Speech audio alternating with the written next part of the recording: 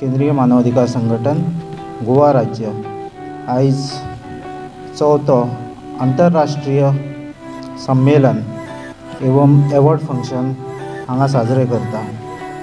तर हांव सूरज बेहरे तुमच्या सगळ्यांचे ह्या प्रोग्रामांक हांव स्वागत करता। आनी आयज संपूर्ण भारतांतल्यान येयल्ले सगळे अतिथी यांचे हांव स्वागत करता। आयज हो कार्यक्रम घडोवपाक डॉक्टर मिलिंद दैवले यांचो आमकां संपूर्ण सहयोग मेळ्ळा आनी त्यांच्याच सहयोगान गोवा राज्यान 8 वर्सां पासून मानव अधिकाराचें काम खूब मोठ्या दबाज्यान चालू आसा। अशें खंयचेच क्षेत्र ना, खंयचीच फील्ड ना जंय आमचे मानव अधिकार संघटनेचे लोक काम करिनात अशें।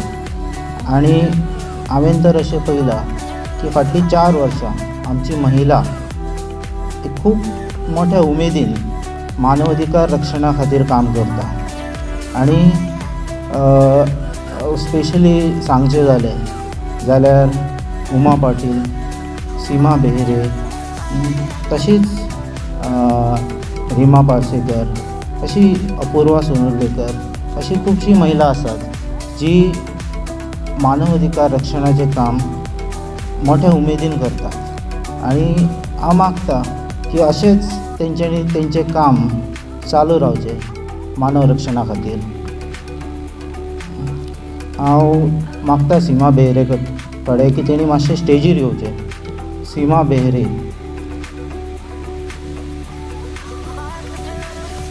आनी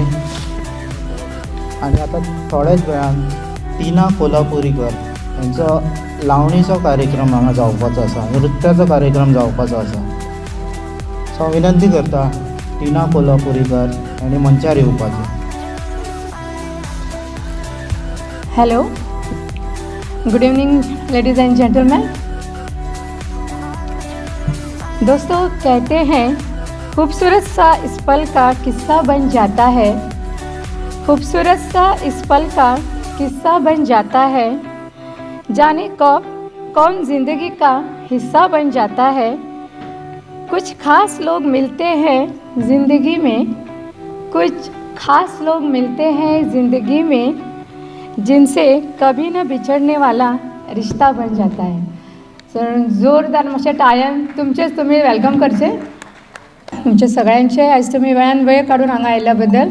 आयज सगळे वेगवेगळ्या राज्यांतल्यान हांगासर गोव्याच्या सुंदर भुमीन आमचें आयज आगमन जालां। तर त्या निमित्तान गोव्याचेर बाब बोरकर यांनी बरयल्लेली एक कविता हांव सादर करूंक सोदतां गोव्या बद्दल।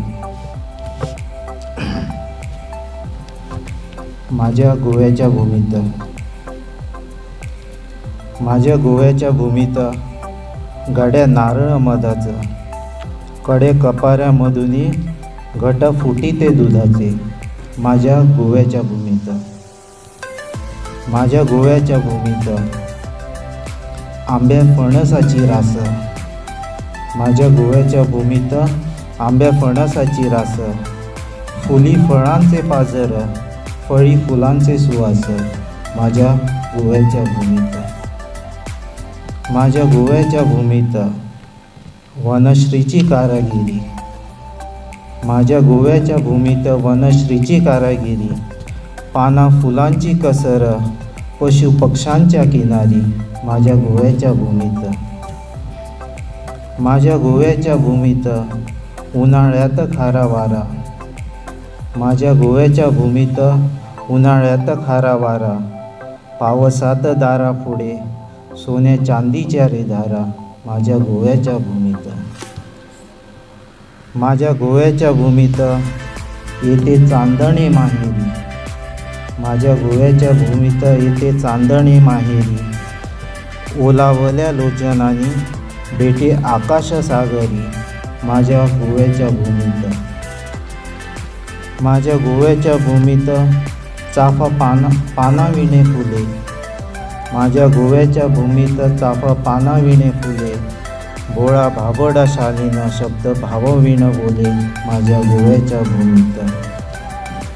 माझ्या गोव्याच्या भूमीत गडे सळीचा रे भात. माझ्या गोव्याच्या भूमीत गडे साळीचा रे भात. वाडी आईच्या मायेने सोने कवड्याचा हात. माझ्या गोव्याच्या भूमीत. माझ्या गोव्याच्या भूमीत सागरात खेळे चांदी. माझ्या गोव्याच्या भूमीत सागरात खेळे चांदी. आतिथ्याची आगत्याची साऱ्या षडरसांची नांदी. माझ्या गोव्याच्या भूमीत. माझ्या गोव्याच्या भूमीत. या सुंदर गोव्याच्या भूमीत आपलं सगळ्यांचं स्वागत.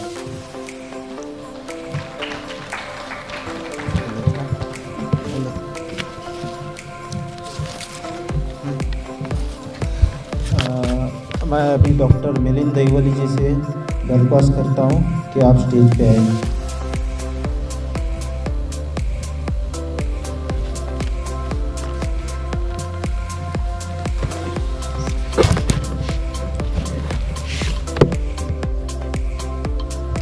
सभी को नमस्कार. सभी को नमस्कार.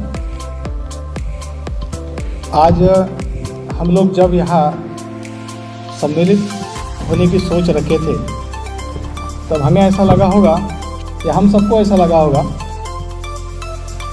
कि हम कहीं जा रहे हैं और कहीं अपनापन होगा.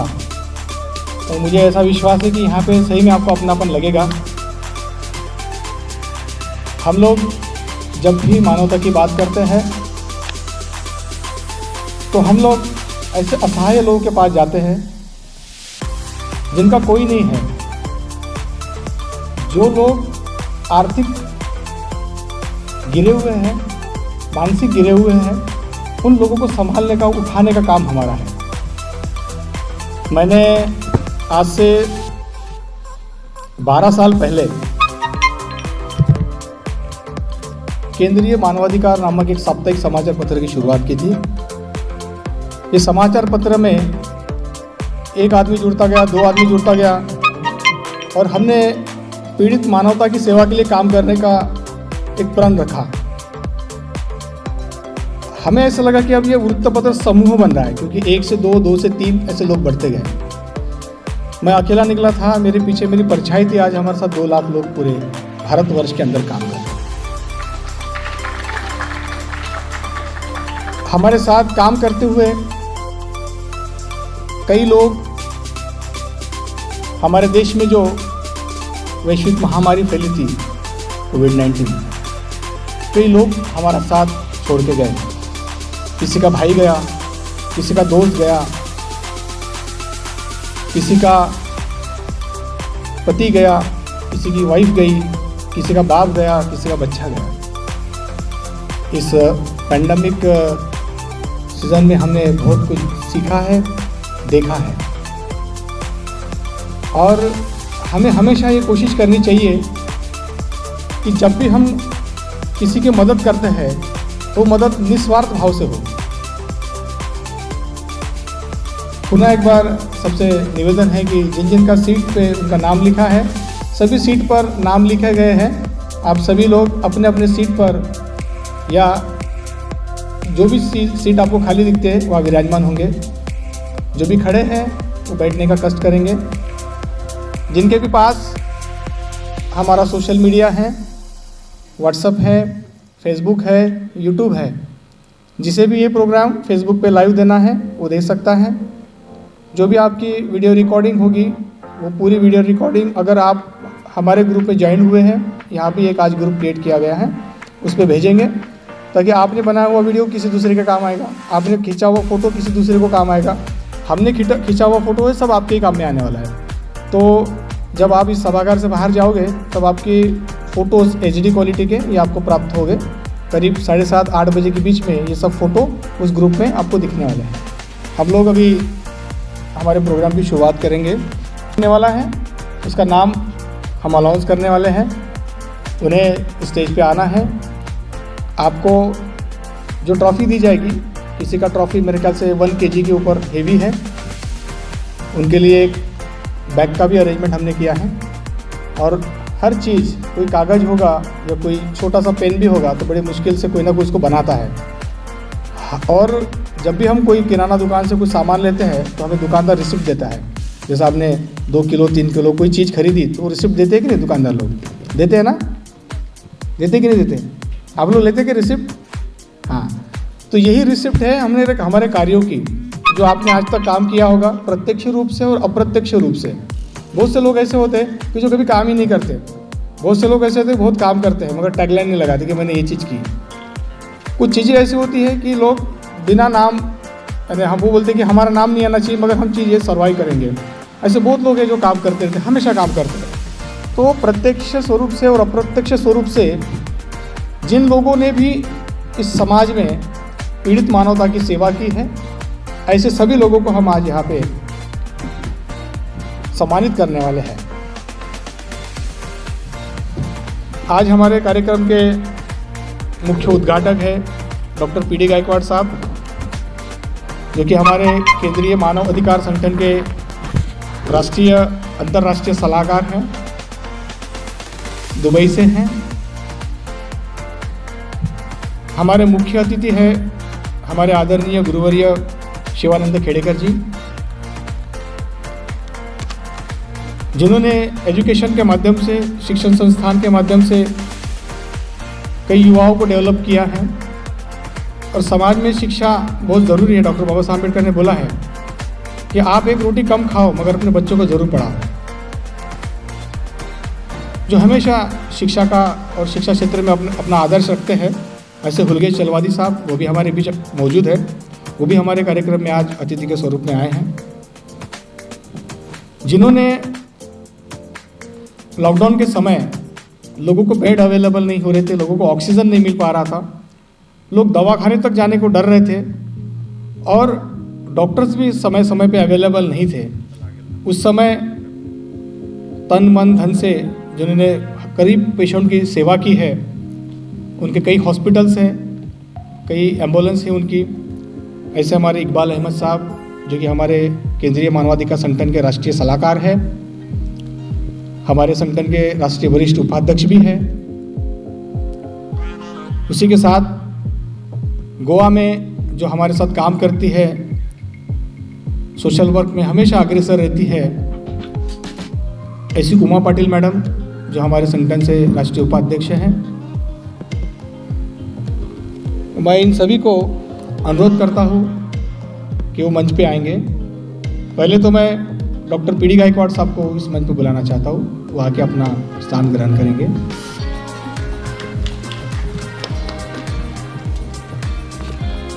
हमारे आदरणीय मेरे गुरु शिवानंद खेड़ेकर सर, इनसे अनुरोध करता हूँ कि आकर अपना स्थान मंच पर ग्रहण करेंगे। हुलगेश चलवादी साहब, जो हमारे बीच उपस्थित है, उन्हें भी अनुरोध है कि वो मंच पर अपना स्थान ग्रहण करेंगे। जनाब इकबाल अहमद साहब, उन्हें भी गुजारिश है कि आप मंच पर विराजमान होंगे। उमा पाटिल मैडम, उन्हें भी दरखास्त की जाती कि वो मंच पे आके अपना स्थान ग्रहण करेंगे।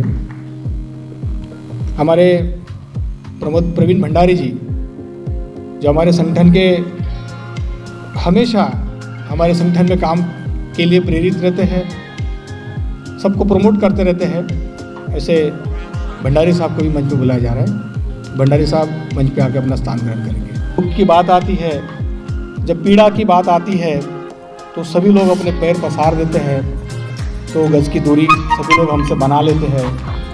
ऐसे लोगों में क्या जीना। आप आकर इस केंद्रीय मानवाधिकार संगठन का यदि हिस्सा बनते हैं तो आप अपने समाज के ही, आपके देश के ही और आपके परिवार की रक्षा करने के लिए आप एकदम सक्षम रहेंगे। इसलिए मैं हमेशा ह्यूमन राइट्स एक्टिविस्ट्स को खड़ा करता हूँ, उन्हें ह्यूमन राइट्स क्या है वो सिखाता हूँ, समझाता हूँ। हमारे भारत के संविधान में हमें जो आर्टिकल्स दिए गए, हमें जो मौलिक अधिकार दिए हैं, जिसे हम लोग फंडामेंटल राइट्स बोलते हैं, आर्टिकल 12 से आर्टिकल 32 हमारा संविधान हमें देता है। हमारे पेट में, हम जब हमारे माँ के पेट से जब पैदा होते हैं, एक दिन का जो भ्रूण होता है, जो माँ के पेट में पलने का, बढ़ने का, बड़ा होने का, बड़ा आकार लेने का, इस समाज में जीवन में जन्म लेने का अधिकार लेके आता है। माँ के पेट में पलने का, मरने का भी अधिकार लेके आता है।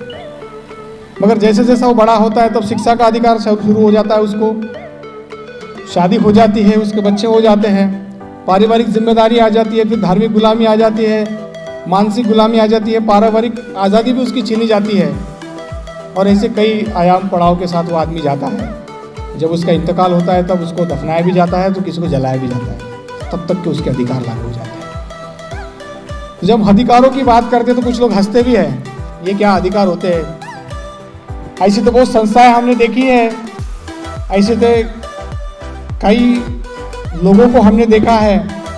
तो कुछ लोग मानवाधिकार का सही मायने में पढ़ाई नहीं करते हैं, या उनको वो चीज़ों को मालूमात नहीं होती है, उसके कारण वो उस तरीके से लोगों पे हंसते हैं। मगर मेरे संगठन में जो भी आदमी जुड़ा हुआ है, मैं उसको प्रॉपरली समझाता हूँ।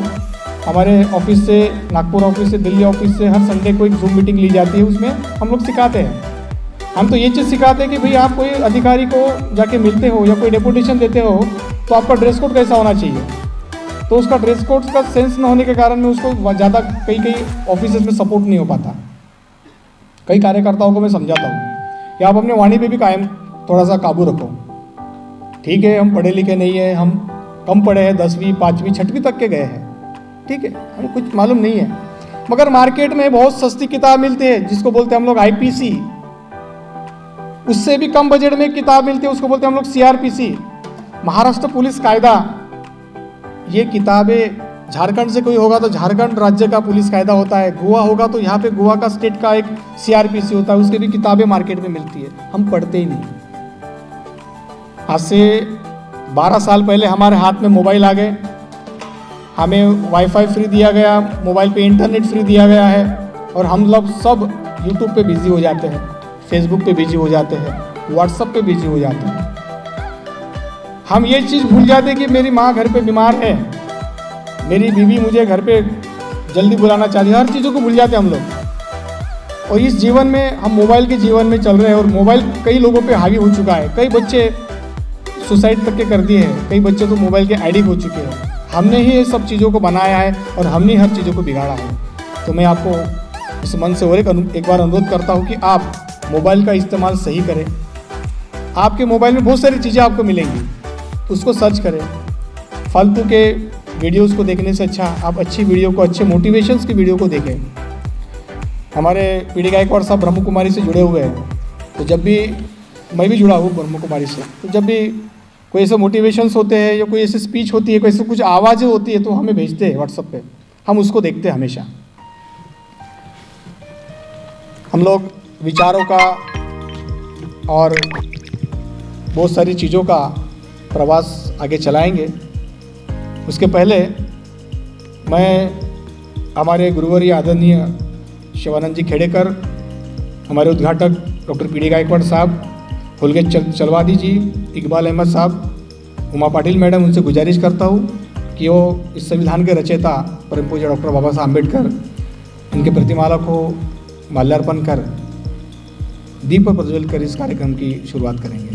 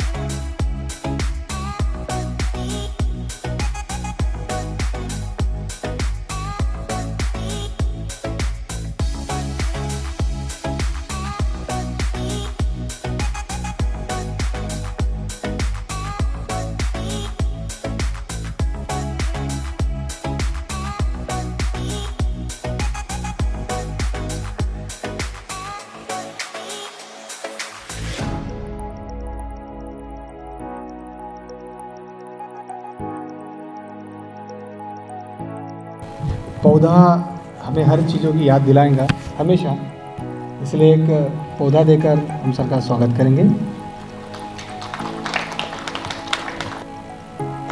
हमारे गोवा के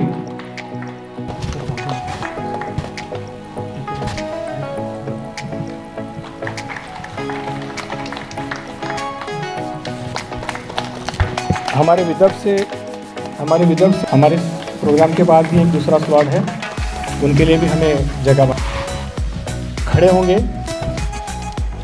सभी लोग खड़े होंगे हम, और हमारे भारत के संविधान की हम उद्देशिका का वाचन करेंगे। आप सभी को विनम्र निवेदन है कि आप कृपया खड़े रहें। संपूर्ण प्रभुत्व संपन्न समाजवादी पंथनिरपेक्ष लोकतंत्रात्मक गणराज्य बनाने के लिए तथा उसके समस्त नागरिकों को सामाजिक, आर्थिक और राजनीतिक न्याय, विचार, अभिव्यक्ति, विश्वास, धर्म और उपासना की स्वतंत्रता, प्रतिष्ठा और अवसर की समानता प्राप्त करने के लिए तथा उन सब में व्यक्ति की गरिमा और राष्ट्र की एकता और अखंडता सुनिश्चित करने वाली बंधुता बढ़ाने के लिए दृढ़ संकल्प होकर अपनी इस संविधान सभा में तारीख 26 नवंबर 1949 को एदाद द्वारा इस संविधान को अंगीकृत, अधिनियमित और आत्मसमर्पित करते हैं। चाहे सभी भी हमारे सदस्यगण होते हैं, उन सभी के नामों की लिस्ट उनके मोबाइल नंबर के साथ प्रकाशित की जाती है। जो भी सदस्यगण हमारे मुख्यालय के संपर्क में सदैव बना रहता है, उन सबको इंस्ट्रक्शंस मिलते हैं और जहाँ जहाँ पर भी उनको लाभ भी मिलना है वो हमेशा मिलता रहता है। इस संस्था की पूरी जानकारी इस बुक्स में दी गई है। जितने भी इस देश को चलाने वाले मंत्री संसदगण हैं, उन्होंने इस संस्था को शुभकामनाएं दी हैं और ये किताब जिनको भी लेना है वो हमारे मुख्यालय से संपर्क करेगा, उनको ये किताब डाक द्वारा प्राप्त होगी। ये पूरी किताबों में संस्था के बारे में जानकारी दी गई है और जो लोग संस्था के बारे में नहीं जानते हैं उनके लिए ये बुक्स बहुत सारी प्रेरित होगी। इस संस्था का विधिवत हर साल ऑडिट होता है। वर्ष 2021-2022 इस संस्था का मुख्य सूत्रधार संस्थापक होने के नाते मैं ये चीज़ आपके सामने और इस दस्तावेज को साझा करना चाहता हूँ। 2021-2022 का केंद्रीय मानव अधिकार संगठन का टैक्स रिटर्न है। ये संस्था के इस साल के ऑडिट रिपोर्ट्स हैं। इस संस्था का इस साल का पिछले साल का स्टेटमेंट, ये आयकर विभाग से भरे गए सभी दस्तावेज,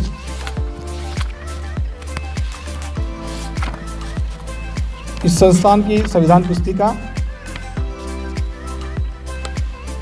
इस संस्थान के बदले हुए नियम, नए नियम और जिस तरीके से संस्था हमेशा काम करती है, जब भी अमेंडमेंट आया वो सब इसके अंदर दिए गए हैं। ये चीज़ें मैंने आपके साथ साझा की हैं। कई लोग बोलते हैं कि मानवाधिकारों के नाम से बहुत लोग उगाही करते हैं, लोगों को ब्लैकमेल करते हैं, लोगों को डराते हैं, धमकाते हैं, तो वो लोग कुछ और होंगे, मगर हमारे साथ ऐसी कोई चीज़ होती नहीं है। हमारे साथ जो भी इंसान जुड़ता है हम उनको अच्छे रास्ते बताते हैं और अच्छे रास्ते से ही हमारा आदमी आगे बढ़ता है। मेरे साथ जुड़ा हुआ वो हर आदमी जो अच्छा काम करता है उनको हम हमेशा प्रमोट करते हैं, मगर जो व्यक्ति इस संस्था का दुरुपयोग करता है, इस नाम का दुरुपयोग करता है, उसके ऊपर संस्था दंडात्मक कार्रवाई भी करती है। जितनी संस्था अच्छी है उतनी संस्था बुरी भी है।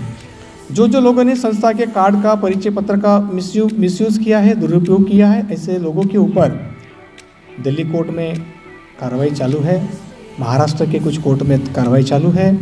हमारे जो एडवोकेट्स का जो लॉ पैनल है वो भी काम कर रहा है। करीब करीब सुप्रीम कोर्ट में 23 से 24 एडवोकेट्स काम कर रहे हैं। महाराष्ट्र में करीब 250 के ऊपर एडवोकेट्स हैं। पूरे भारत का जब हमने काउंटिंग किया था उस समय 571 एडवोकेट्स का पैनल हमारे पास काम कर रहा है, जो सत्र न्यायालय, उच्च न्यायालय और सुप्रीम कोर्ट में काम कर रहा है। हमारे संगठन से जुड़ा हुआ हर आदमी हमारे साथ जिला विधि सेवा प्राधिकरण के साथ मिलकर काम करता है, भारत सरकार के, राज्य सरकार की नीतियों के साथ काम करता है।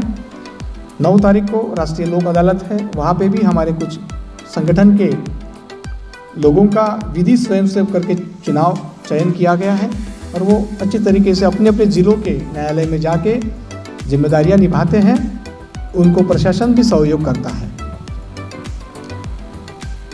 हम लोग आर्बिट्रेशन ट्रिब्यूनल एक्ट 1996 के अंतर्गत, लवाद अधिनियम के अंतर्गत भी काम करते हैं।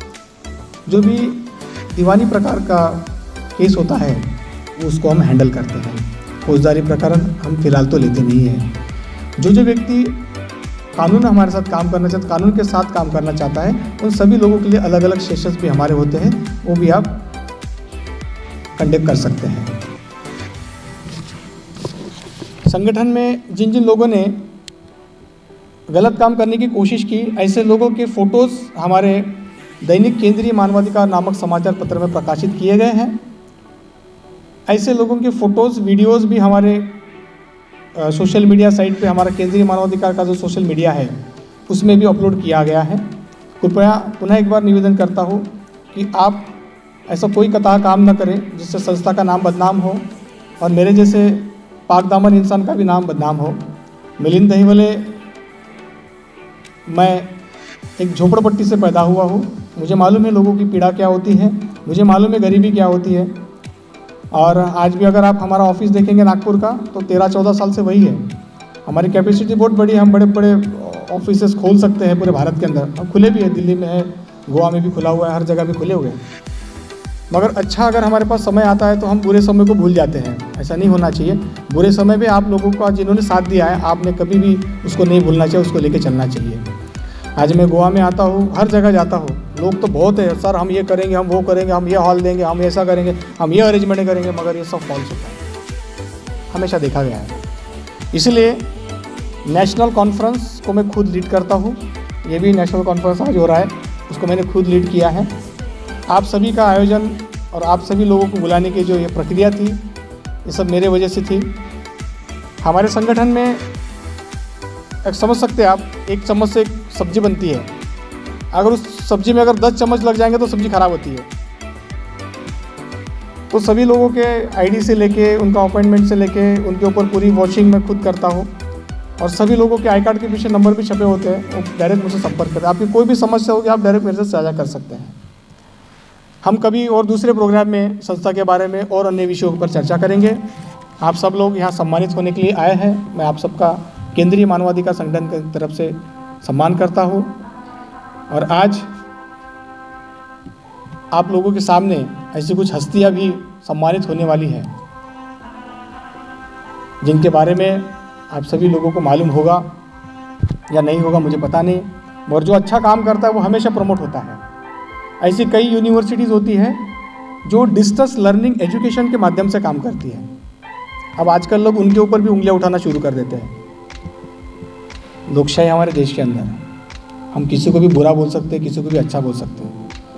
बोलते हैं ना, गधे को घोड़ा बोलते हैं कोई लोग, और घोड़े को गधा भी बोल देते हैं। वो चलता है क्योंकि यही हमारा देश है। हमारे देश में ये सब चीज़ें चलती रहती है। मेरे ख्याल से कोई लोग नींद में है, आपके बाजू के मैडम सोए तो नहीं ना, शायद सोने की कोशिश कर रहे हैं, सुन रहे हैं ना। तो कहा था मैं, घोड़े पे और गधे पे था ना, ठीक है। तो बहुत सारे लोग ऐसे होते हैं अच्छी चीज़ों का विरोध करते हैं, हमेशा विरोध करते हैं। मैं भी कई जगह जाता हूँ तो मुझे भी विरोध होता है। आपका विरोध तो आपके घर पे होगा, मोहल्ले में होगा, बस्ती में होगा, मेरा विरोध तो पूरे भारतवर्ष के अंदर होता है। तो क्या मैंने डर जाना? क्या मैंने डर के मारे ये सब चीज़ें को छोड़ देना? नहीं। हम लोग ऐसे वेपन के साथ काम कर रही है जिसको हम कलम बोलते हैं। ये जो कलम है हमें हमारे संविधान ने दी है। आज आप देखेंगे, आज आज़ादी के पहले हमारे देश का हाल क्या था। महिलाओं को भी समानता की बराबरी नहीं थी। महिलाओं को सती बनाया जाता था, महिलाओं को जिंदा जलाया जाता था, महिलाओं को घूंघटे में रखा जाता था, महिलाओं का उस समय सम्मान नहीं हुआ करता था। मगर जब संविधान इस देश में लागू हुआ तो महिलाओं को भी मतदान करने का अधिकार मिला, जो पहले नहीं था। आज हम इक्वालिटी की बात करते हैं तो महिलाओं को आज इक्वालिटी मिली है। आज महिला पुरुषों के समान है। आज महिलाएं बस चला रही है। आज हमारी महिलाएं भारत की राष्ट्रपति बनी है। हमारे विदर्भ की महामहिम राष्ट्रपति बनी है प्रतिभाताई पाटिल। सांसद बने हैं हमारी महिलाएं। हमारी महिलाएं एमएलए बनी है, एमपी बनी है। हमारी महिलाएं फ्लाइट चलाती है, हमारी महिला बसेस चलाती है, कई महिलाएं ऑटो चलाती है, टैक्सी चलाती है, घर चलाती है। तो आज महिलाएं इक्वलिटी में है, बराबरी में है। मगर कभी कभी कोई कौम ऐसी होती है कि जो महिलाओं को छोटा दिखाती है। मगर आज महिलाएं कोई भी चीज़ में छोटी नहीं है। महिलाएं सबसे बड़ी है। आज मुझे भी किसी ने जन्म दिया तो मेरी माता, और हम हमेशा हमारी माताओं का, हमारे बहनों का हम समाज में हमेशा सम्मान करते हैं और हमेशा सम्मान होना चाहिए। मेरे संगठन में भी हमारी जितनी भी माताएं हैं, बहनें हैं, और हमारे संगठन के जितने भी महिला पदाधिकारी हैं, उन सभी का हम दिल की गहराइयों के साथ सम्मान करते हैं। और सभी महिला शक्ति के लिए एक बार हम जोरदार तालियों के साथ उनका स्वागत करेंगे।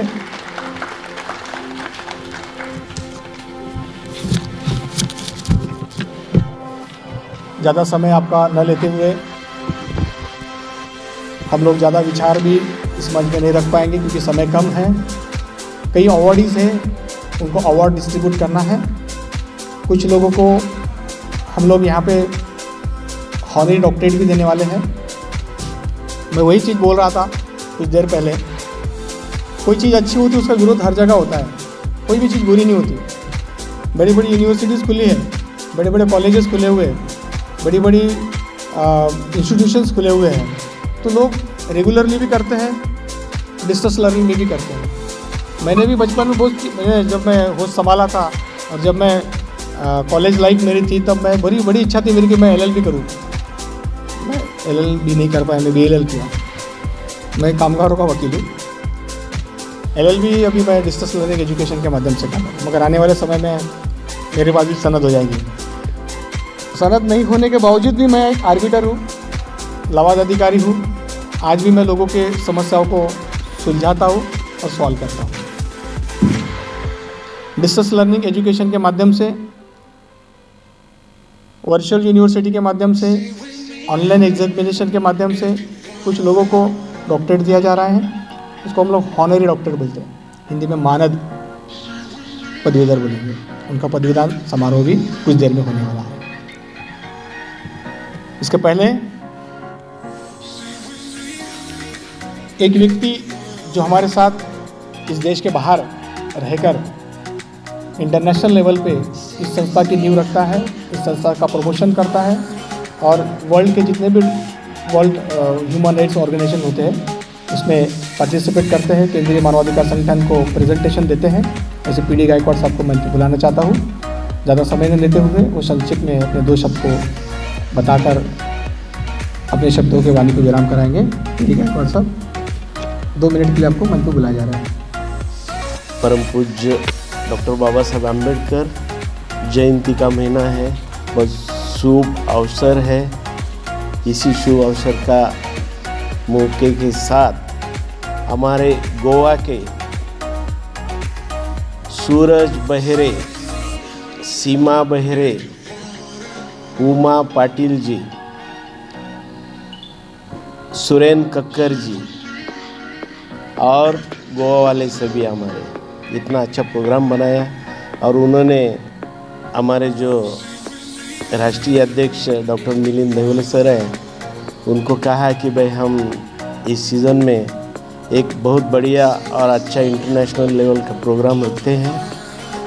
तो इस प्रोग्राम के अवसर पर मुझे भी इनविटेशन आया। मैं दुबई में रहता हूँ। इसे काम तो केंद्रीय मानवाधिकार संगठन का ही करता हूँ और मैंने इस मानवाधिकार के लिए बहुत सारे देश घूमे हैं। Mauritius, Hong Kong, Taiwan, Singapore, Malaysia, Sri Lanka, जहाँ भी मुझे मौका मिला, कनाडा मैं गया हूँ।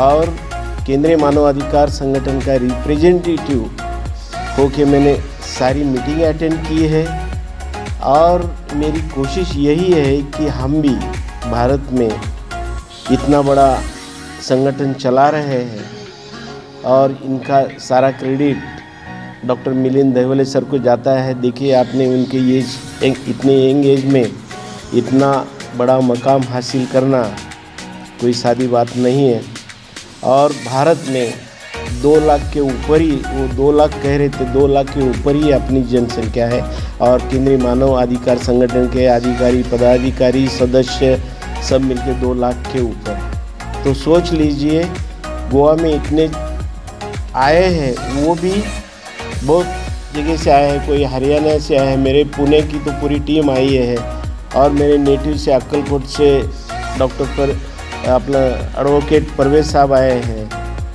और बहुत सारे के नाम नहीं ले सकूँगा, लेकिन इसके आगे मैं चाहता हूँ कि जहाँ भी हमारा, देखिए एक तो हमारा दिल्ली हेडक्वार्टर है, सेकंड है नागपुर और थर्ड हमारी गोवा की जन्मभूमि है। तो ये 3 जगह में हमारे ये भव्य कार्यक्रम चलेंगे। इसके बाद में भी आपको कहीं भी इस तीन जगह पे का न्योता है, इनविटेशन आएगा तो कोशिश करें कि अटेंड करें। तो इसके लिए और मैं बहुत खुश हूँ कि इतनी संख्या में आप लोग उपस्थित हुए हैं, तो मुझे बहुत खुशी हो गई है।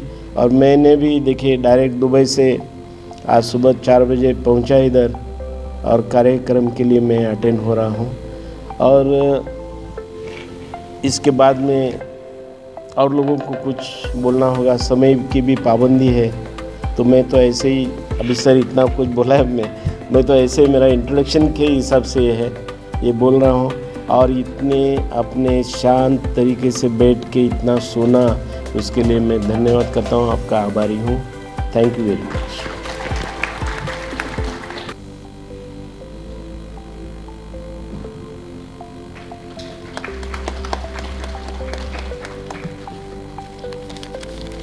खरेंच आयज गोंयच्या भुमीक म्हणल्यार गोंय हे आमचे सुंदर सोबीत आणि हिरवेगार, म्हणजे आमच्या गोंयाक अशें म्हणटात की सुंदर गोवा, ग्रीन गोवा, क्लीन गोवा। आणि ह्याच भुमीत आयज तुमकां हांगर आपोवणें धाडलेले की national convention and award ceremony दवरला आणि ह्या खातीर आयज आमची founder of national chairman doctor Milind Dahiwale ji हे सरान आयज खूब खरीच मेहनत घेवन आयज हो इव्हेंट हांगा गोव्यान घडोवन हाडल्या बद्दल हांव मागता तेंच्या खातीर सगळ्यां कडेन एक जोरदार तेंच्या खातीर ताळयो जावचे प्लीज। तुमचो चड वेळ घेनासतना आतां आमच्या अवॉर्ड फंक्शनाक सुरवात जातली। आयज हांगर बशिल्ले सगळे कडेन आयिल्ले आसतले तर आणि आयज खरेंच म्हाका प्राऊड फील जाता की आयज हो सेरेमनी गोव्यान दवरला म्हणून। आणि सचमुच मैं बहुत भाग्यशाली हूँ कि ये आज का इवेंट हमारे गोवा में रखा है, क्योंकि हमें गोवा पर बहुत प्राउड है। सो हमारे गोवा के लिए ज़ोरदार तालियां हो जाए। गोवा सबको पसंद है, गोवा में आने के लिए भी लोग 1 मिनट में तैयार हो जाते हैं। सो आप सभी लोगों को थैंक यू वेरी मच कहती हूँ कि आज आप इस सेरेमनी के लिए गोवा में आए हो। Congratulations to all sir. खरेंच खुशालकी भोगता की आयज आमच्या गोव्यान इतलो मान सन्मान आयज सरांक मेळ्ळो आणि आयज तो डॉक्टरेट पदवी जावन आयज हो खुशालकायेचो मान घेतलो परतून थँक्यू करता।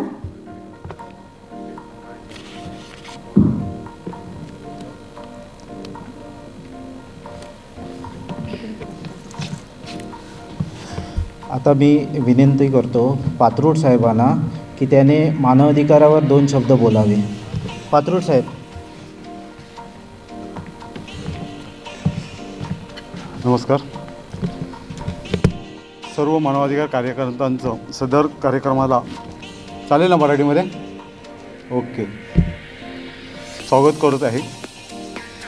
अशा प्रकारे मानवाधिकार कक्षामध्ये कुठल्या पद्धतीची कामं येतात याच्याबद्दलची माहिती गुगलच्याद्वारे सगळ्यांना भेटते। पण प्रथम फंडामेंटल राईट्स म्हणजे काय, कलम 1 ते 32 क्लिअर कट लिहिलेलं आहे. त्याच्यामध्ये मानवाधिकारचे राईट्स काय आहे, जसं भाषण करण्याचं राईट्स मानवाधिकारला आहे, कुठल्याही देशाचं नागरिकत्व घ्यायचं मानवाधिकारकडे राईट्स आहेत. तसंच एखादा पीडित असेल तर त्या पीडिताला न्याय मिळवून द्यायचं काम मानवाधिकार कार्यकर्ता करत असतो.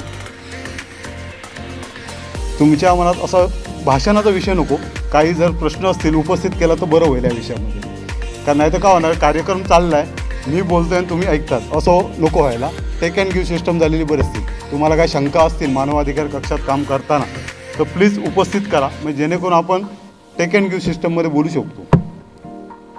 कोणाला काय शंका आहे मानवाधिकारबद्दलच्या तर बोलू शकता तुम्ही. चला ह्या रोपासून सुरुवात करतो. सगळे स्तब्ध आहेत, याचा अर्थ तुम्हाला सगळ्यांना मानवाधिकार म्हणजे काय हा माहिती आहे असा त्याचा अर्थ होतोय.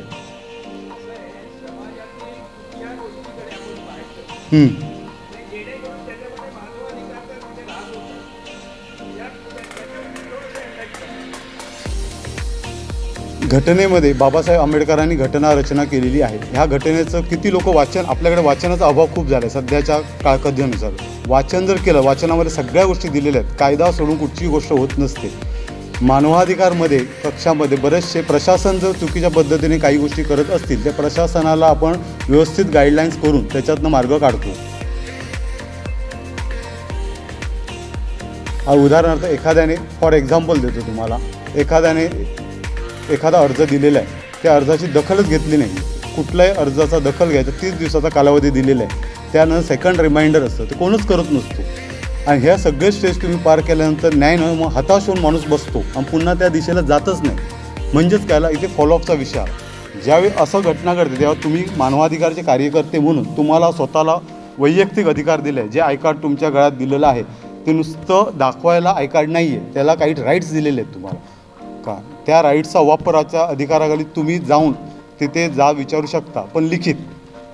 ॲरोगंटनेस करू नका, डोकं शांत ठेवा.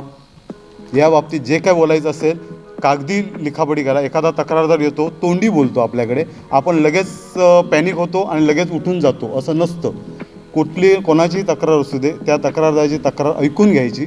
ऐकून घेतल्यानंतर रीतसर त्याचं मनन करून लिखाण करून घ्यायचं. तक्रार लिखित स्वरूपात तुमच्याकडे पाहिजे. त्याच्यानंतर तुम्हाला फक्त अधिकार आहे त्या तक्रारावर तुमचं म्हणणं मांडण्याचं. संबंधित कक्षामध्ये तुम्हाला तुमचं म्हणणं मांडून संबंधित अशी तक्रार माझ्याकडे प्राप्त झालेली आहे त्याचा तपास करून, योग्य तो तपास करून जो काय अहवाल असेल तो लवकरात लवकर सादर करून योग्य ती कारवाई आपल्या लेवलस्तरावर करण्यात यावी. अशा पद्धतीने तुम्हाला रिमाइंड करायचं आहे अधिकाऱ्यांना. तुम्हाला प्रत्यक्ष जागेत जाऊन तिथे काही करायचं नाही आहे. नाही काही लोक कसं कार्ड आहे, एक ॲरोगंटनेस आणतात, मी मानवाधिकारच्या कक्षात आहे आणि म्हणून मला राईट्स आहे, असं नसतं तिथे. त्यालाही कायदे आहेत. लिखित सगळ्या गोष्टी पाहिजेत. लिखित याच्यात तुम्ही गोष्ट बोलू शकता. आणि काय कोणाबद्दल? यस,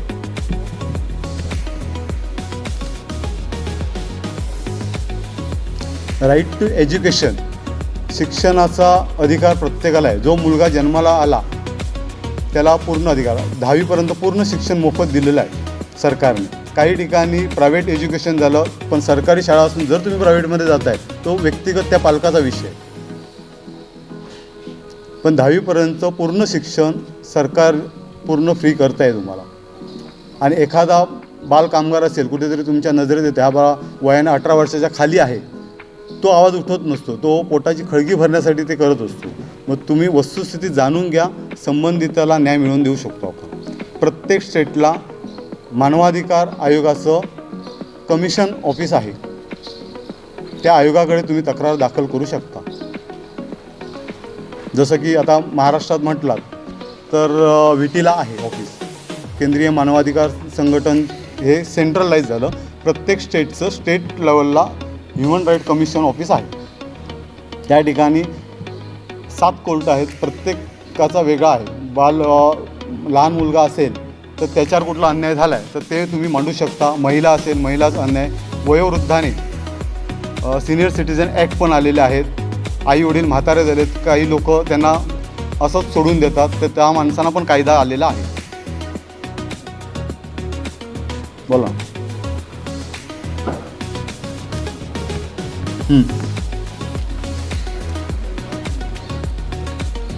बोला ना सर. या ना सगळ्यांना समजू दे. ॲक्च्युली आपण ही चर्चा अशासाठी करतोय.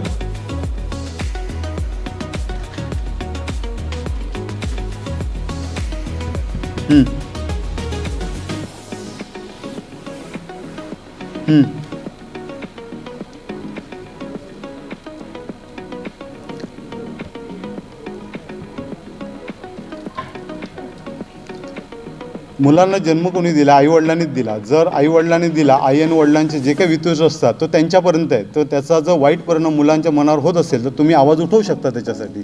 मग ते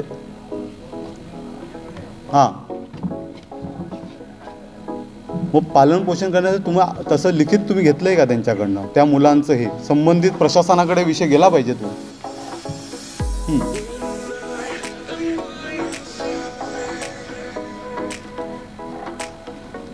आहे ना, आईवडिलांची रिस्पॉन्सिबिलिटी आहे. जोपर्यंत वयाची 18 वर्ष होत नाही मुलांची तोपर्यंत पूर्ण रिस्पॉन्सिबिलिटी त्या आईवडिलांची आहे. आणि जर ते नाकारत असतील तर कायद्याच्या बाजूने आपण ती गोष्ट आणू शकतो. धन्यवाद. आणि कोणाच्या काही शंका असतील तर आपण नक्कीच सोडवू. आवड सेरेमनीचा फंक्शन आता पुढे चालू करायला सांगतो.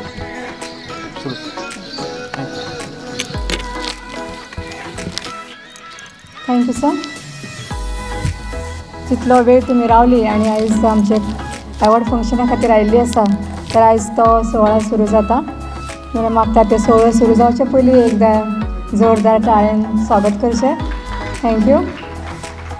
कुछ लोगों को आज अवार्ड दिया जाएगा और अवार्ड की देने के लिए बलवंत माने जी पूना से हमारे बीच मौजूद हुए हैं.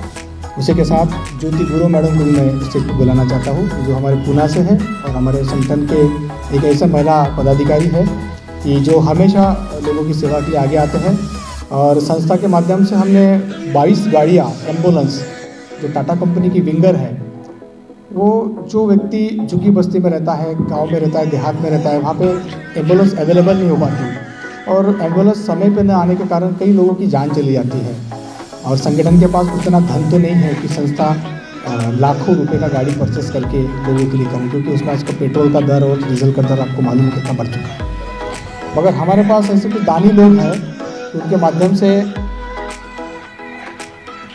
से हम हमारी एम्बुलेंस को चलाने वाले हैं और ये निःशुल्क भाव से रहेगी. और ये गाड़ी भी ऐसे कम बजट में, ऐसे कम पैसे में हम अवेलेबल कर रहे हैं. और हमारे जो लोग हैं जो कोऑपरेट करेंगे उनको सब चीज़ होगी.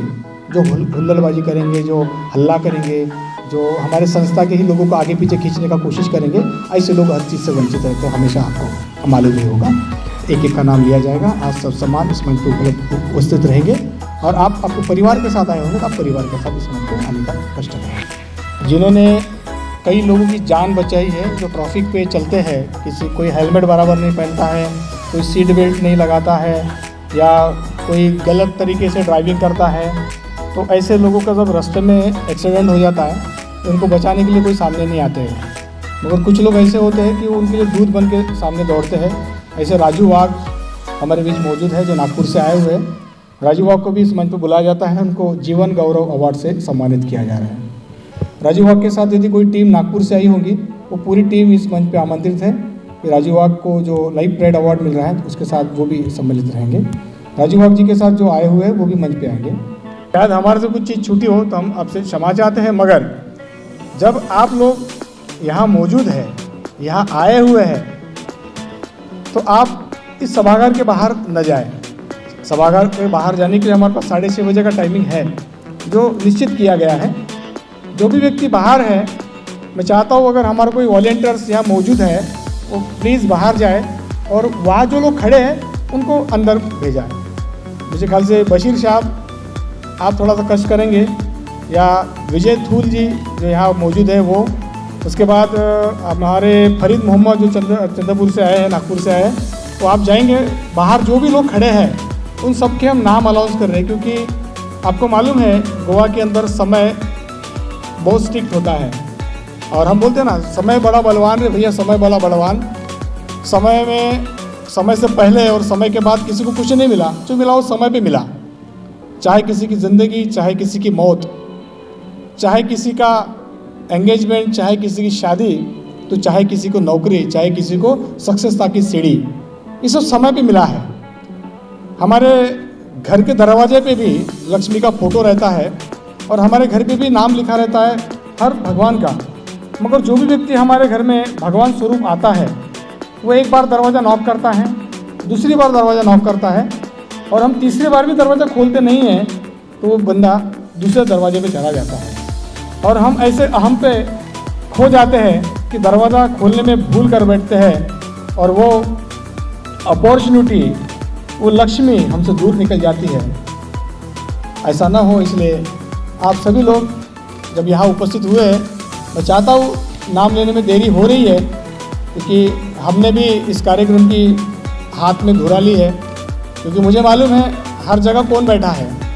यहाँ के जो नए वॉलेंटियर्स हैं उनको मालूम नहीं कि कौन किधर से आया है, कौन किधर से आया है, तो वो दिक्कत वाला प्रॉब्लम था। इसलिए मैं आपके सामने में ये सब चीज़ें को ऑर्गेनाइज जो हमारे साथ जुड़े हुए हैं सबसे के साथ मिल के मैं इसको कंप्लीट कर रहा हूँ। एक कहानी बताना चाहता हूँ क्योंकि कुछ लोग जो बाहर हैं जब तक अंदर नहीं आएंगे तब तक कि एक कहानी हो जाए। कहानी ऐसी है, शायद आपको पसंद आ जाए। बताओ कि नहीं बताओ? सोने वाले तो नहीं ना कोई भी पीछे के लोग? ठीक है। कहानी ऐसी कि आपके जीवन को सफलता बनाएगी। कहानी आप जैसे हमारे जैसी की है। एक इंसान होता है, वो बोलता है कि मुझे कुछ नहीं करना, ए भगवान तू पलंग पे ही मुझे खाना दे दे, मैं कहीं नहीं जाऊंगा, मुझे सब जगह पे ही दे दे, मैं कोई काम नहीं करूंगा। तो ऐसा इंसान एक दिन घर पे खा के रहेगा, 2 दिन खा के रहेगा, 3 दिन खा के रहेगा, उसको तकलीफ होती है। तो वो बोलता है कि नहीं अब मुझे जीना ही नहीं, अब मुझे मरना है। तो वो इंसान निकलता है मरने के लिए। लोग नौकरी करने को निकलते हैं, मरने के लिए निकल जाता है बाहर। तो जो इंसान रास्ते पे मिलता है वो पूछता है उसको, तो कहाँ जा रहा भाई? वो बोलता है कि नहीं मेरे साथ बात नहीं करना, मैं आज मरने जा रहा हूँ। सामने जाता है दूसरा आदमी पूछता है, अरे भाई कहाँ जा रहा है तू, इतने स्पीड से जा रहा है, कहाँ जा रहा है?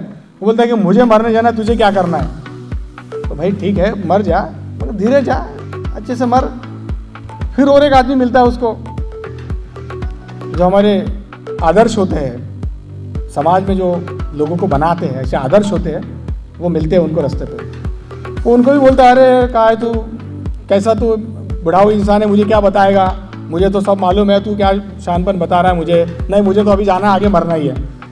वो बुजुर्ग इंसान उनको बोलते हैं कि हाँ भाई ठीक है मर जा, जा मर जा, और अच्छे से मरेगा तू, कि आगे में खाई है, कुछ नहीं करना, जाके तेरे को कूदना है, कूदना भी नहीं तो चलते जा इसी और नीचे गिर जा, मर जा। मेरी बात तो सुन ले, मरते मरते एक बात तो सुन ले। तो बोलता कि ठीक है बताइए बताइए जनाब क्या बात है?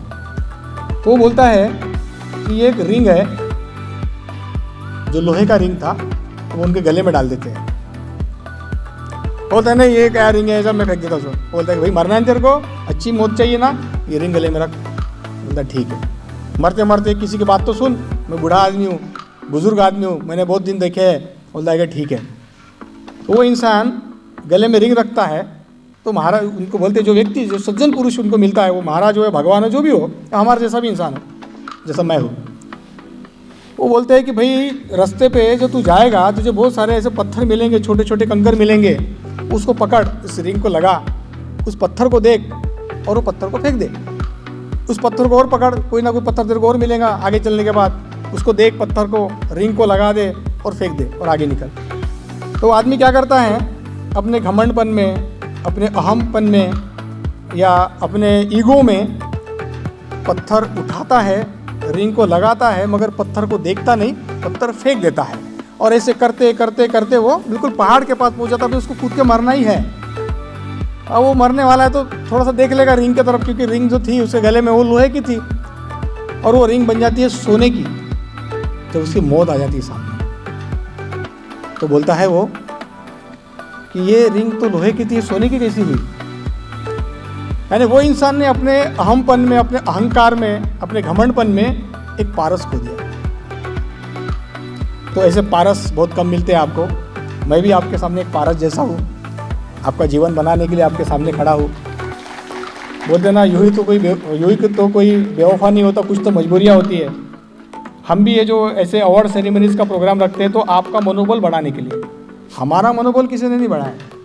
हमें बड़े बड़े स्टेज पे बुलाया जाता है, हर जगह हम लोग जाते हैं, आज इस सभागार के अंदर में 100 लोग होंगे।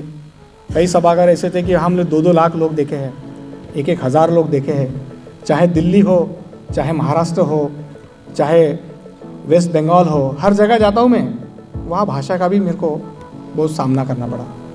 मैं वेस्ट बंगाल जाता हूँ तो एक ट्रांसलेटर ले जाता हूँ। जब भी इधर जाता हूँ मैं तमिलनाडु, तेलंगाना, तो एक ट्रांसलेटर मेरे को हमेशा ले जाना पड़ता है। आप सोच सकते हैं अपने देश के अंदर में 36 कोटि भगवान बसते हैं। कई भाषा है, 882 भाषा अपने देश में बोली जाती है। हर 15 किलोमीटर के अंदर में, 10 किलोमीटर के अंदर की लैंग्वेज चेंज हो जाती है। अभी देखो साकड़ी से अगर कोई आएंगे यहाँ माड़गांव, तो मड़गांव की लैंग्वेज चेंज हो जाती है। मड़गांव से अगर कोई आदमी जाएगा वास्को, थोड़ा सा लैंग्वेज चेंज हो जाता है। वहाँ से कोई अगर मापसा जाएगा तो और लैंग्वेज चेंज होता है। वहाँ से कोई फोंडा जाएगा तो थोड़ा सा लैंग्वेज में चेंजअप है। अगर कोई सावंतवाड़ी से आएगा इधर गोवा में, तो कोंकणी भाषा का भी थोड़ा सा लाभ मिलाप आपको मिलेगा। तो हर जगह पे लैंग्वेज का प्रॉब्लम है। तो हम जहाँ पर भी जाते हैं तो वहाँ लैंग्वेज का हमेशा प्रॉब्लम होता है, मगर लोग हमें सुनते हैं, लोगों को हम अच्छा बताते हैं। कई लोगों का करियर डेवलप हमने करके दिया है। कई लोग हमारे पास काम करने आए, संगठन में बोले कि सर हमको कुछ नहीं करना है, हमको सिर्फ काम करना है आपके पास। चलो ठीक है। आज भी ऐसे घर है, आज भी ऐसे लोग हैं जिनका परिवार हमारे संगठन की वजह से चल रहा है। कोई हमारे पास ड्राइवर करके नौकरी कर रहा है, कोई हमारे ब्रांचेस में स्टाफ करके नौकरी कर रहा है, कोई व्यक्ति हमारी एम्बुलेंस गाड़ी चला रहा है, कोई व्यक्ति हमारे पास जो सिस्टम है, हमारे सिस्टमों में काम कर रहा है। अभी मई महीने के बाद में हमारा एक प्रोग्राम हो रहा है दिल्ली में, कॉन्स्टिट्यूशन क्लब ऑफ इंडिया में। दूसरा प्रोग्राम हमारा वापस से मई में गोवा में होने जा रहा है। तो यहाँ जो भी प्रोग्राम्स हमारे हमेशा होते रहेंगे, आप सबको उस प्रोग्राम की एक लिंक मिलती जाएंगी।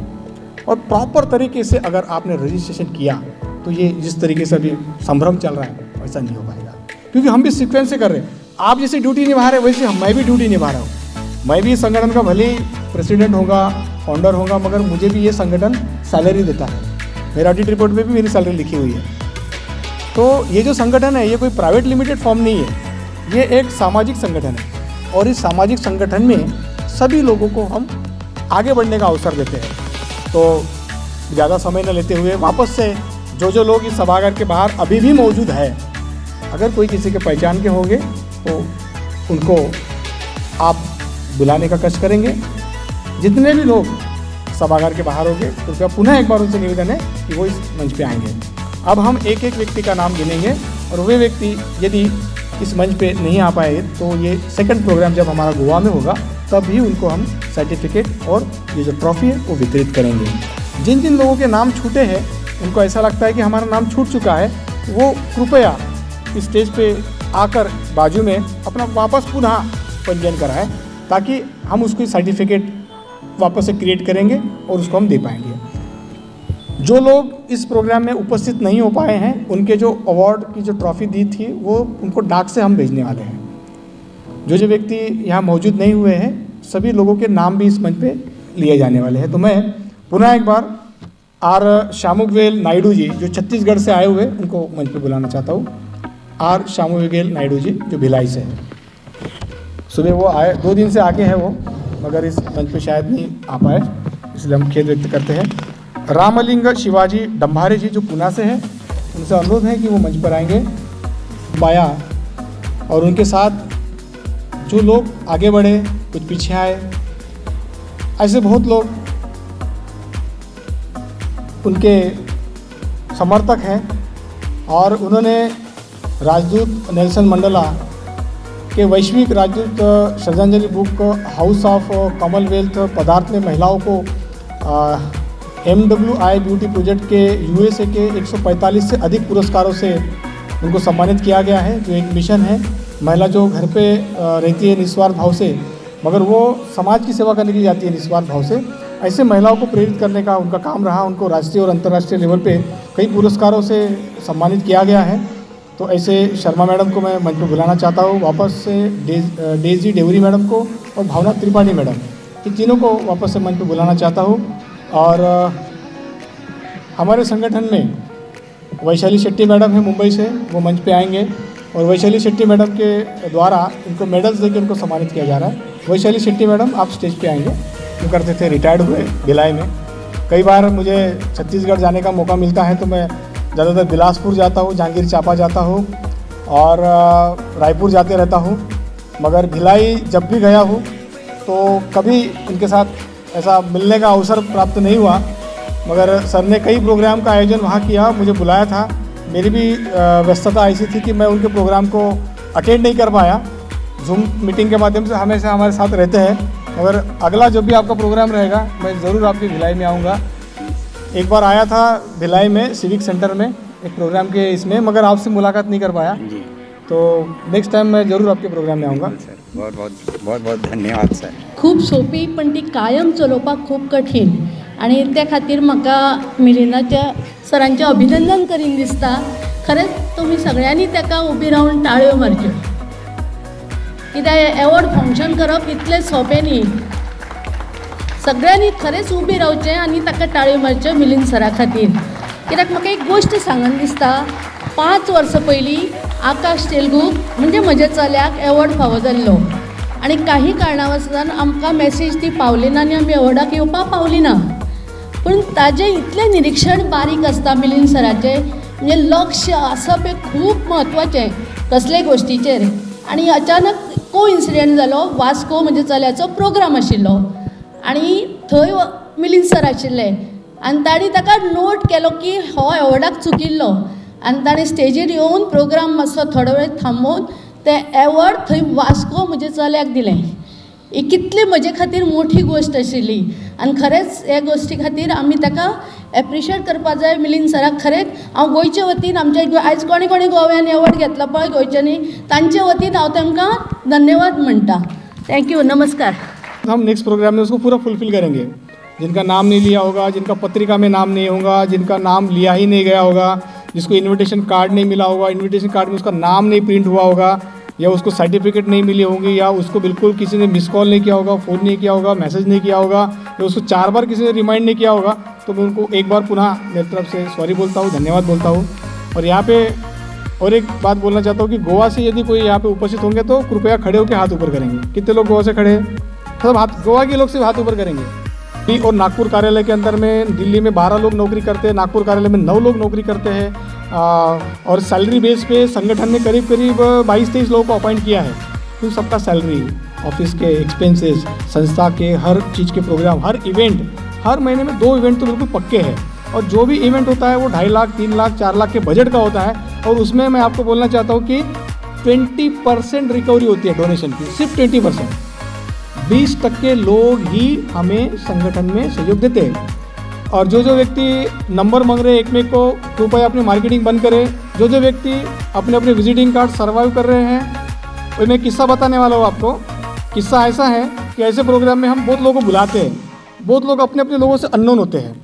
वो क्या करते हैं कि अपना नंबर दे देते हैं या अपने साथ फ़ोटो खिंचवा लेते हैं. मगर कुछ ऐसे मूर्ख और मानसिक बीमार लोग होते हैं, वो क्या करते हैं, उनको फ़ोन लगाते हैं, उनको फेसबुक पे मैसेज करते हैं, उनके गांव चले जाते हैं और बोलते हैं कि मैं कार से आया हूँ, मुझे कुछ काम से आया हूँ, मेरी गाड़ी ख़राब हो गई है. तो संगठन के लोगों को लगता भाई मेरा संगठन का आदमी है, शायद कुछ मुसीबत में होगा. वो जाते हैं, वो उनको होटल का रहने का खर्चा करवा लेते हैं, आप उनको खाने पीने का खर्चा करवा लेते हैं. बोलते गाड़ी ख़राब होगी उसका ही पैसा मंगवा लेते हैं. और बाद में क्या होता है कि वो आदमी और वापस जाता है, दूसरी शिकार को पकड़ लेता है फिर. तो ऐसे मेरे सामने घटनाएं आई हैं. कई लोगों के अकाउंट से पैसे निकाले गए हैं, OTP पूछा गया उनको. ऐसे भी कुछ लोग मिले हैं. मैं चाहता हूँ कि भाई आप अगर किसी को पहचानते नहीं हो तो बिल्कुल आप अपना मोबाइल नंबर न दें.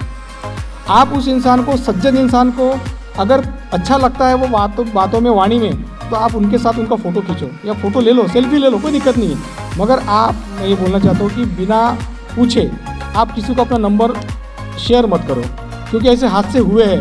अभी लेटेस्ट जयपुर का एक हादसा है और वो जो व्यक्ति थे वो हमारे कक्कर जी जैसे घरेलू और अच्छे फैमिली से थे और पैसे वाले फैमिली से. उनसे भी 2 लाख की लूट की एक इंसान ने. तो ऐसा नहीं होना चाहिए. और हमारे बोलते ना, घर का बेदी लंका ढाए. मेरे घर में यदि नीम का झाड़ होगा तो मैं नीम नहीं खाऊंगा. मेरे घर पे यदि पपीता का पेड़ होगा तो मैं पपीता भी नहीं खाऊंगा. तो ऐसा होता है. अगर हमारे घर में अगर अच्छा आदमी मिलता है, अपनी संस्था में कोई अच्छा आदमी होता ना, तो अच्छा आदमी को परख नहीं होती. वो दूसरे आदमी में अच्छा ही दिखता, अपने आदमी में अच्छा ही नहीं दिखता. मैं जहाँ रहता हूँ ना तो लोग मेरे को वहाँ पे तवज्जो देते नहीं, मगर मैं जहाँ नहीं रहता मैं वहाँ जाता हूँ ना, वो मेरा लोग नाम लेते हैं. तो ऐसा होता है कि अपने क्षेत्र के अंदर में बहुत से लोग हैं ना, ये होते हैं. कुछ लोगों ने तो मुझे ऐसा बोला कि सर हम ये कंपनी से, हम वो कंपनी से, हम आपके कुछ ये सर्वाइव करेंगे क्या, आपका कुछ कॉन्टैक्ट नंबर लोगों के मिलेंगे क्या।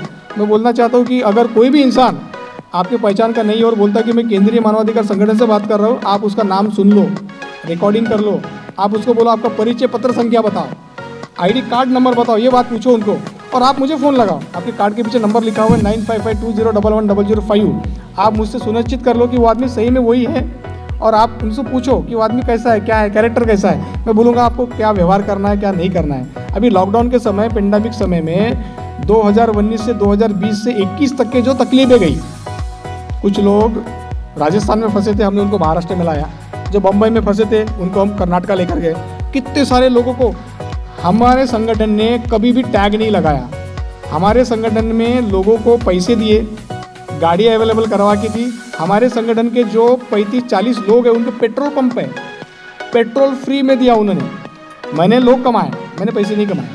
मेरे यहाँ पे जितने भी लोग बैठे हैं जो मुझे, मेरे फॉलोअर्स हैं, मुझे मानते हैं, मैं अगर उनको बोलूँ कि सर ये मदद चाहिए मुझे, वो निस्वार्थ भाव से मुझे मदद करते हैं। तो मैंने लोग कमाए। अगर मेरे 100 लोगों ने अगर मुझे लाख रुपये का भी दान दिया ना, तो मेरे पास में 1 करोड़ रुपये जमा हो जाता है। उतनी ताकत मैंने पैदा की है। बस आप लोगों को यही विनती है बार बार कि आप अपना शिकार मत ढूंढो। शिकार ढूंढना है तो चुड़ैल भी 10 घर छोड़ के वार करती है।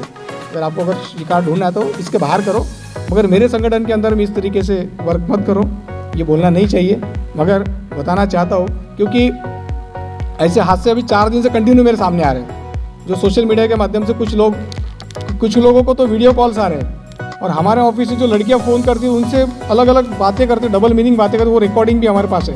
तो कई लोगों को हमने नोटिस दिया है, सेकंड नोटिस दिया है, तीसरा टर्मिनेशन दिया है। 4 लोगों के ऊपर में अभी नागपुर से कार्रवाई चालू हो चुकी है और उनके ऊपर में हम लोग फौजदारी कार्रवाई भी करेंगे IT सेक्टर के अंतर्गत।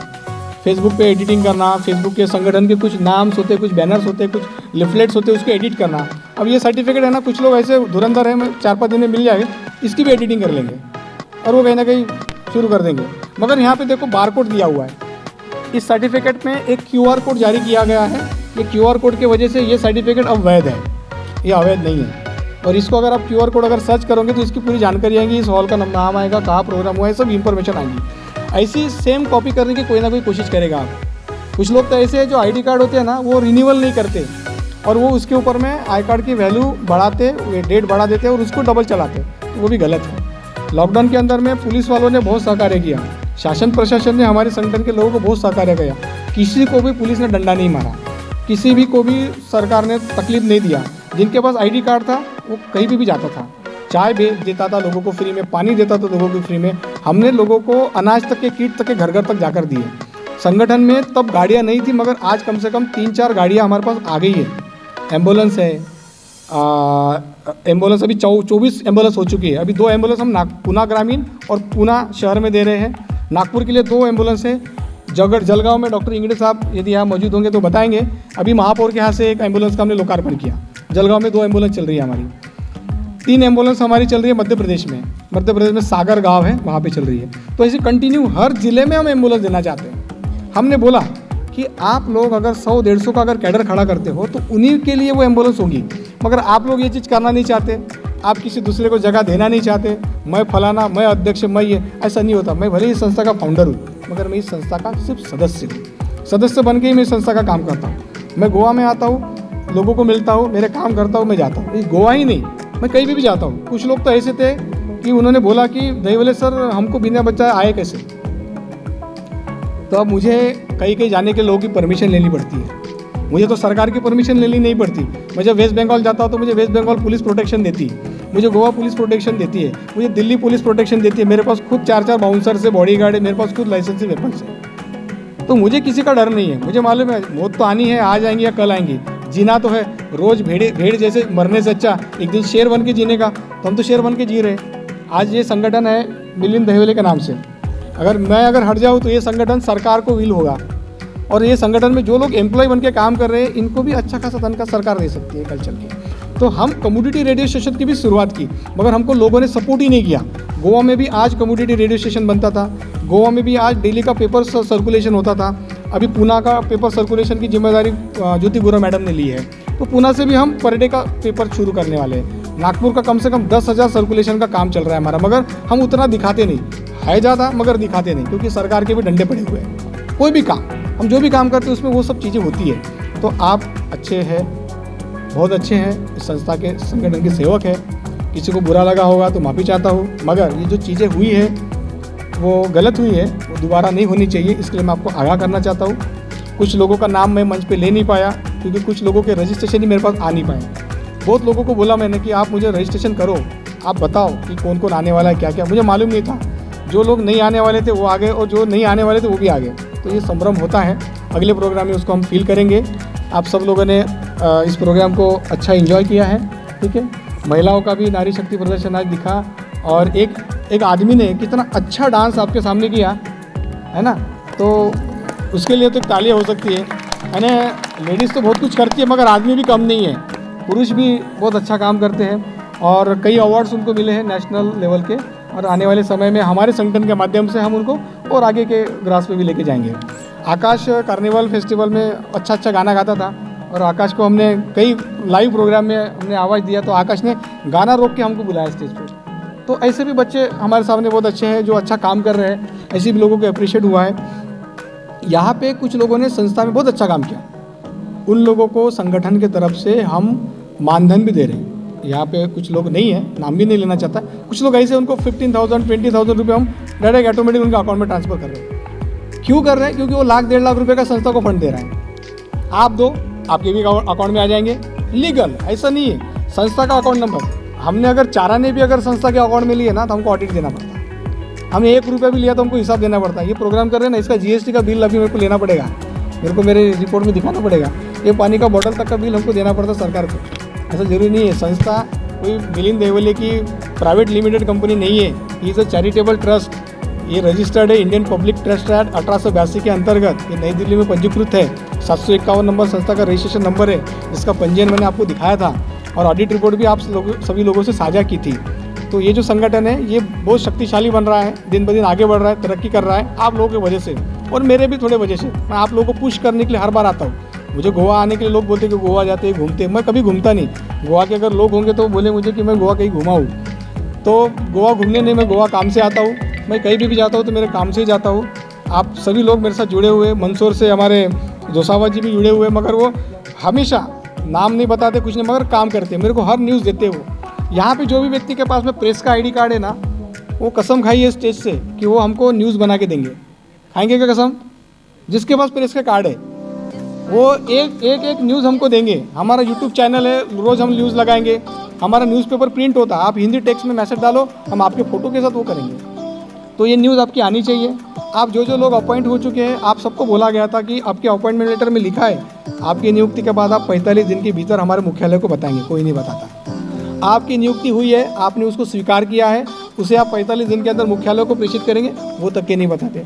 वो लिखा गया है कि आपकी अपॉइंटमेंट हुई है, ये न्यूज़, ये वार्ता आप अपने लोकल पेपर में पब्लिश करो, 2 कॉपी हमारे मुख्यालय भेजो, वो भी नहीं भेजते। हम ये बोलते कि आप 2-4 लोगों को जोड़ो ताकि संस्था का मिशन आगे बढ़े, काम आगे बढ़े। नहीं जोड़ते वो लोग, उनको लगता कि मेरे सर पे कोई ना हो, वो ना चला जाए, कुछ नहीं होता। देखो आप हमसे जुड़े हुए हो तो हम आपको स्टेट में लेंगे, सेंट्रल में लेंगे, नेशनल लेवल पे लेंगे, इंटरनेशनल लेवल पे लेंगे। आप बताओ तो सही आपका प्रेजेंटेशन। अभी हमारे कम्युनिटी रेडियो स्टेशन, जिसको हम लोग बोलते हैं सामुदायिक रेडियो स्टेशन, आपके गोवा में भी रेडियो स्टेशन ट्यून होते हैं, तो ऐसा रेडियो स्टेशन गोवा में भी ट्यून हो सकता था। हमारे गोवा के लोगों के वजह से सामुदायिक रेडियो स्टेशन हम शुरू नहीं कर पाए।